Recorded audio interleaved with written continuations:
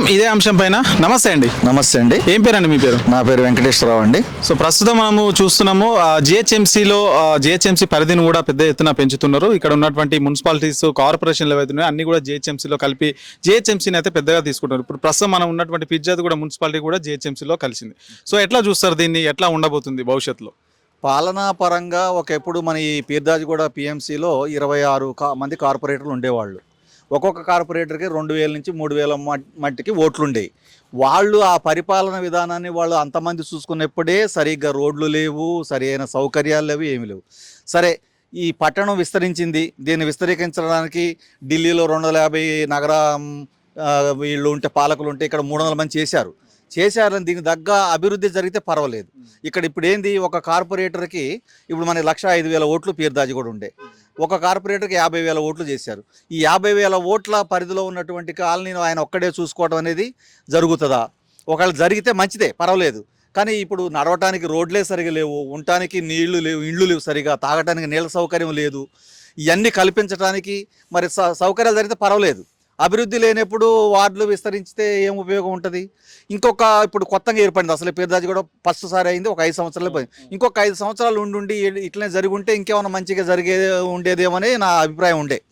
కానీ మరి గవర్నమెంట్ ఈ నిర్ణయం ఎందుకు తీసుకుందనేది గవర్నమెంట్ ఆలోచన చేయాలి. దానికి తగ్గట్టు అభివృద్ధి జరిగితే పర్వాలేదు. కానీ జరగకుండా ఎక్కడేసిన గొంగడ అక్కడే ఉండి ఈ 50,000 మంది ఉన్న పరిధిలో ఆయన ఒక్కడే చూసుకోలేకపోవడం, కానీ చిన్న చిన్న నాయకులందరినీ పక్కన పెట్టి ఇవన్నీ జరగకపోతే మట్టికి చాలా ఇబ్బందిగా ఉంటుంది మరి పరిపాలన విధానం. ప్రజలకు నాయకులకు కనెక్షన్ అనేది కట్ అయిపోతుంది అంటున్నారా? అవును, ఖచ్చితంగా కట్ అవుతుంది కదా. ఇప్పుడు సార్ నేను ఒక 3వ వార్డులో ఉన్నా, నా కార్పొరేటర్ ఉన్నాడు, నేను ఏ సమస్య వచ్చినా ఆయన దగ్గరికి వెళ్ళి చెప్పుకునే పరిస్థితి ఉండేది.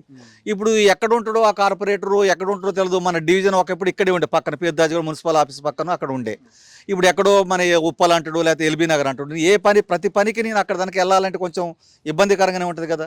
సౌలభ్యం అనేది ప్రజలకు అందుబాటులో ఉండాలనేది నా అభిప్రాయం. సో నగరం విస్తరిస్తే కూడా పెట్టుబడులు వస్తాయి రాష్ట్రానికి. ఒక రాష్ట్రానికి పెద్ద నగరం ఉంటే కనుక దేశం నలుమూల నుంచి ఇక్కడికి వచ్చి స్థిరపడే వాళ్ళు ఉంటారు. అట్లాగే రాష్ట్రం కూడా అభివృద్ధి చెందుతానే ఉద్దేశంతో ప్రభుత్వం ఈ నిర్ణయం అయితే తీసుకుందని వాళ్ళు అంటున్నారు.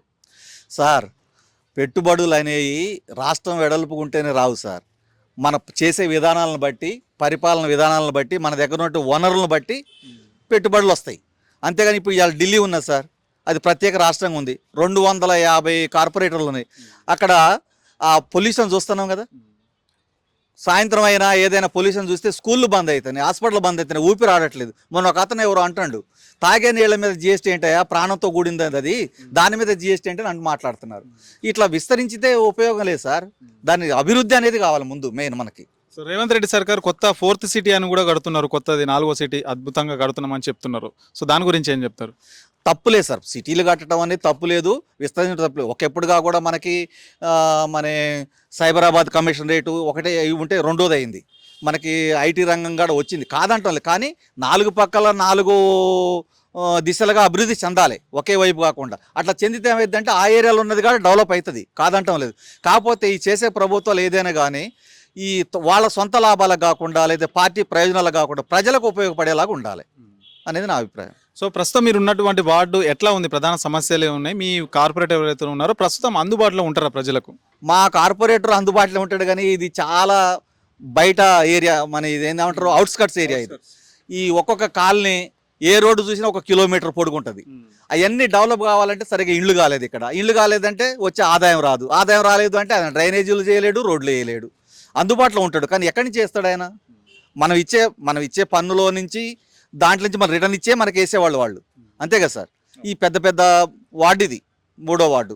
ఇక్కడ అభివృద్ధి అనేది కూడా కొంత జరిగింది, ఇంకా చాలా వెనకబడి ఉంది. అసలు 100కి 80% ఇంకా వెనకబడే ఉంది ఈ వార్డు. సో జిహెచ్ఎంసీలు కలపడం వల్ల ప్రజలపైన అదనంగా ఏమైనా భారం పడనుందా? పన్ను రూపంలో కావచ్చు, ప్రాపర్టీ ట్యాక్స్ రూపంలో కావచ్చు, పెరుగుతాయి సార్. ఎందుకంటే జిహెచ్ఎంసీకును మున్సిపల్కి తేడా ఉంటుంది. వాళ్ళు రేపు నీటి పన్నులు పెంచవచ్చు, లేకుంటే ఇంటి పన్నులు పెంచవచ్చు, రిజిస్ట్రేషన్ ఛార్జీలుగా పెంచవచ్చు. వాళ్ళు ఏమంటారంటే మేము వసూలు చేసేది అట్లే ఉంటుంది, మేము అభివృద్ధి కూడా అంతే చేయబోతామని చెప్తారు వాళ్ళు. అది మొత్తం మీద పన్నులు పెరిగే ఆస్కారం ఉంటుంది.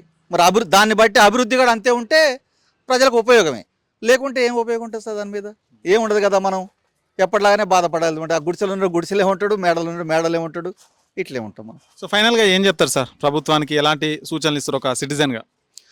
నేను చెప్పేది ఏంటంటే సార్, ప్రభుత్వాలు కానీ ఎవరైనా కానీ పాలకులైన ఎవరైనా ప్రజలని దృష్టిలో పెట్టుకొని ప్రాంతాలను దృష్టిలో పెట్టుకొని పరిపాలన చేస్తే బాగుంటుంది సార్. అసలు ప్రభుత్వాలు అనేవి ఈ ఉచిత పథకాలు ఇవన్నీ కూడా కాకుండా విద్యా వైద్యం ఫ్రీ పెట్టండి, సామాన్య ప్రజలకు అందుబాటులో ఉండేటువంటి సౌకర్యాలు కల్పించండి.